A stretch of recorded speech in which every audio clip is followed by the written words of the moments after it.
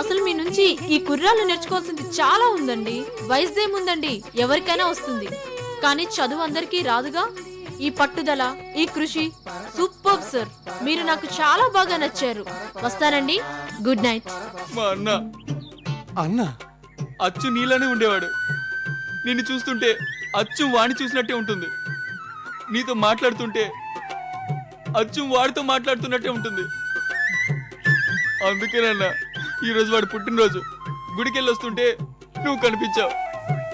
ఆ దేవుడే నిన్ను పంపించినట్టున్నాడన్నా.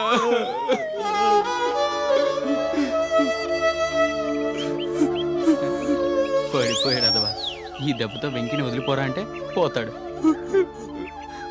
ఏంటన్నా నువ్వేడుస్తున్నావేంటి? ఏం లేదు తమ్ముడు, ఏం లేదు.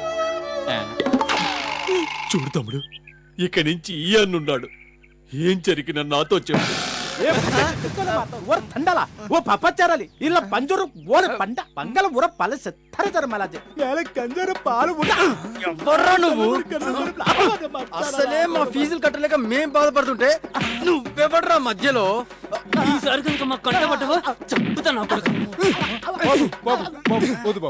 వద్దు పాపం పిచ్చేదవా. लक्ष्य बंदा तंडर बार मुच्छर बरा मेरे पानी के मत ले मेरे पंडे तो और पल्ला चंद नागल बार पंडे चला देले और पल्ल करू मातो तुंडा परगाल गाल उठला और मुत्तु बार तुंडा बरेली इक्का बारो तो मल्ल चिक्का మీకు తమ్ముళ్ళు లేడు కదా బావగారండి. మావయ్య గారికి మీరు ఒక్కరేగా.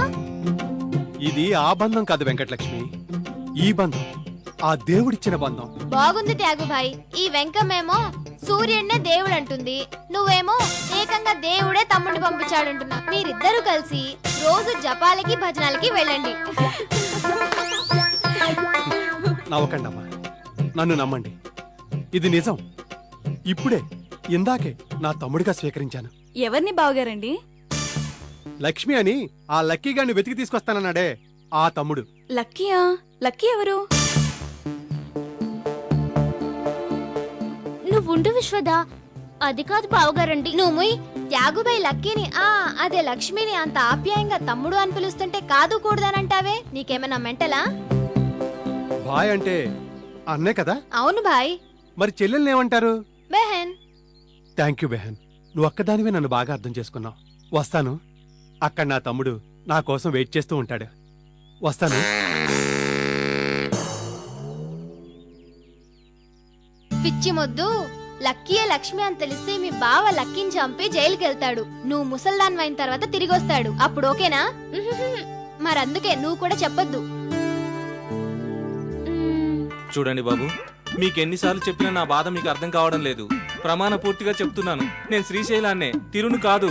నమ్మండి బాబు, నన్ను నమ్మండి. వదిలేంట్రా, మన బాధలు తీరక మనం ఏడుస్తుంటే మధ్యలో వీడి కూడా ఏంటి? మనకేం బాధలున్నారా? ఎందుకు లేవరా బాబు, ఆ మేడం ఎప్పుడు వస్తుందా అని టెన్షన్. ఈ లోపుగా ఎవరో క్యాండిడేట్ సెటిల్ చేసుకోవాలా? కాలేజీలో ట్రై చేద్దామంటే ఫెయిల్ అయ్యానని బిన్ లాడెన్లా అందరూ విలన్లా చూస్తున్నారా? ఇమేజ్ అంతా దొబ్బింది. మరి ఇప్పుడు ఏం చేస్తావురా? ఊరికెళ్ళి పెళ్లి చేసుకుని వస్తావా? మీకు నా లైఫ్ అంటే జోక్ అయిపోయిందిరా. బాబు, మీరేమీ అనుకోకపోతే ఒక చిన్న సలహా చెప్పనా? నువ్వు తిరువని ఒప్పుకో, అప్పుడు నీ సలహా వింటాం.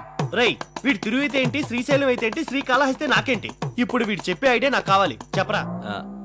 ఒకవేళ నేను చెప్పిన సలహా నచ్చకపోతే తన్నకూడదు మరి. నువ్వు వెంటనే చెప్పలేదనుకో, ఇప్పుడే తంత. అలాగే ఏమి లేదు బాబు, మా ఊళ్ళో నీలాంటి ఓ స్టూడెంట్ కుర్రాడే మీలాగే రూమ్ తీసుకున్నాడు. రూమ్ అద్దె ఎక్కువే, 4 గదులు. రే శ్రీశైలం, లెంతులొద్దు గాని తొందరగా చెప్పు. అదే బాబు, ఆ బాబుకు ఒక్కడే ఉండడం విసుకనిపించి మీ వయసున్న ఆడపిల్లలకి గెస్ట్ గా ఉండొచ్చని పేపర్లో ఆడిచ్చాడు. అందరూ వచ్చి క్యూ సిస్టమ్ లో బాగా చితక్కొట్టారా? రేయ్, ఏదో సలహా ఎవరా అంటే ఇదేరా నువ్వు ఇచ్చేది? అంటే మా అందరిని జనాల చేత కుమ్మించడానికి ప్లాన్? బాబు, అదే జరిగితే మీకెందుకు చెప్తాను చెప్పండి. ఇప్పుడు వాళ్ళిద్దరూ హ్యాపీగా పెళ్లి చేసుకున్నారు. ప్రమాణ పూర్తిగా ఇది నిజం. ఆ తర్వాత మీ ఇష్టం. ఏంట్రా అశోకు ఆలోచిస్తున్నావు? వీడు చెప్పింది కొంపదీసి మెట్లైజ్ చేస్తావేంటి? ఎస్,